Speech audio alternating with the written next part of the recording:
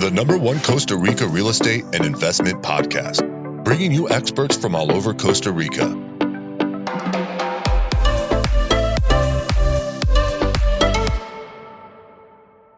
The first question I love to ask, Christian, is, you spend a lot of time kind of bouncing through Latin America and also North America as well, especially recently. But with real estate in, North America on, somewhat of a downward trend, what are you seeing happening here in Costa Rica? And this is generally what I've been hearing and my thoughts on what the crowd in the States might be seeing in Costa Rica vis-a-vis what they are seeing locally. I think there's two things. One, we are a lot less volatile. Okay, we have a lot less volume, therefore we're a lot less volatile. We are lagging in terms of when things happen in the US. We have certain time behind that to actually see it happen here. And what that does is it kind of just puts things in a little bit of a slower motion. So I think that makes people feel a little bit more in control in general. Second, I think we're a lot less tied into the debt world the US is right now. So that's also something that gives them probably a little bit more of a slower view on things. And with slower, don't necessarily mean bad. But the reality is that in Costa Rica, there's different phrases that I've heard recently that I think sum it up well. I was in a conversation with an important developer that's doing big projects in Costa Rica, and he was telling me, listen, to me, Costa Rica is like Hawaii 30 years ago. So the way I see opportunity is by just going back in time to what I saw in Hawaii 30 years ago, and it's been a phenomenal track, and we've been able to really accomplish a lot of things. And I think that's what Costa Rica is representing today. It's one of those markets that gives you what the market is asking for. I know that sounds redundant, but it really is. It gives you nature, it gives you people, it gives you spaces for individuals, for families. It's completely new. If you discuss this, people here think that Costa Rica is a really mature market. We are nothing. We are small by any means. When you look at places like Cancun, Cancun has 18, 20 million visitors, just Cancun. Yeah. That is a mature market. That is a big market. We're very small.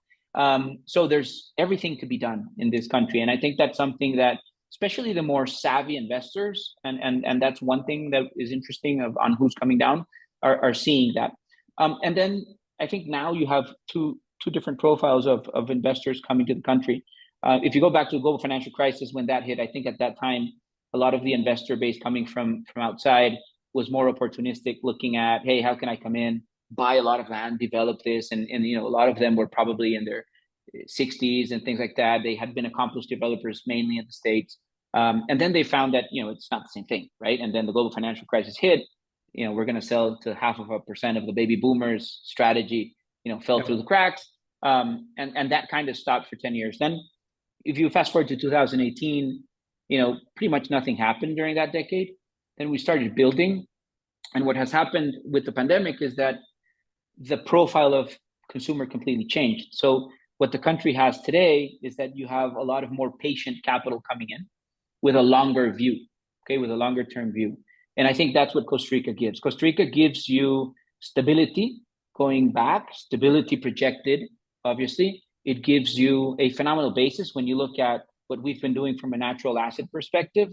That's really important, duplicating rainforest coverage, all of the different initiatives that have been recently recognized for the country around the world, education, just the structure in itself. And like my dad likes to say, Costa Rica is, a overnight success, 50 years in the making, right? Yep. And I think that's what's really cool. When you start peeling the layers of what the Costa Rica opportunity really represents, you find there's multiple destinations across the country that have slowly been maturing to be able to cater to tourists.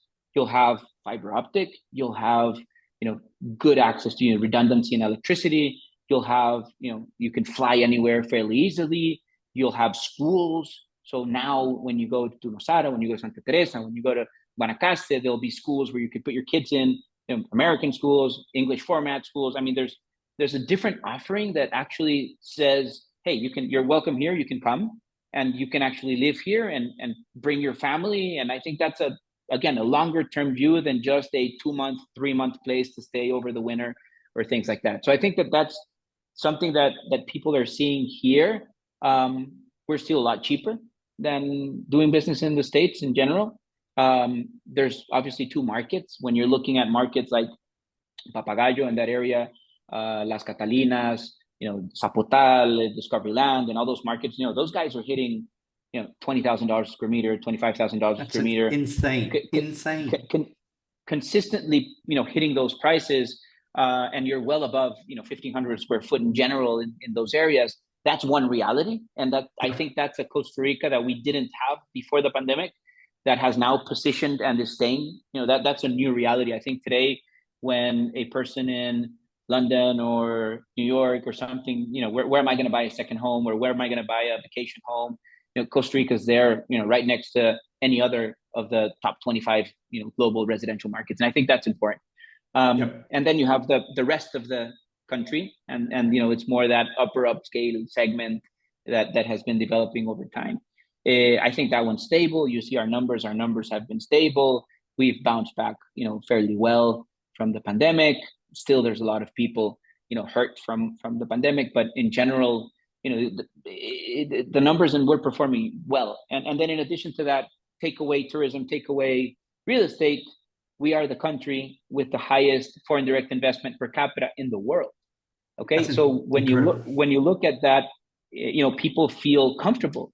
If it's good enough for Intel, if it's good enough for all these medical devices, if it's good enough for all these technology companies, if it's good enough so that the U.S. actually signs the CHIP Act with Costa Rica, to make this a hub for chip making over the next years, the things like that, it just creates a lot of confidence. And I think that's what the country has been, really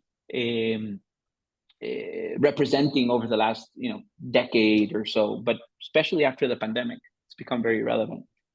I mean, that may be the best summary I think I've had on the podcast, Christian, out of 171 episodes. So thank you for that bit. I mean, it's just again, this is why I've always wanted to get you on, just because your viewpoint is very wide and also very deep. And, I always say, I mean, look, we're just getting started here in Costa Rica. We really are. And people are like, wow, it's kind of expensive. And I'm like, what, compared to Mexico and Hawaii, it's not expensive. I mean, there are hotels there that charge a lot more than we do, and restaurants that charge a lot more. Okay, Costa Rica is not cheap compared to Dominican Republic or Mexico or maybe some other Latin American countries. But, I mean, as you said there, we have stability, it's safe, like it's a great place to come on vacation. Yeah, it's not the cheapest, but also I think value for money from his experience has to be up in one of the top locations in the world.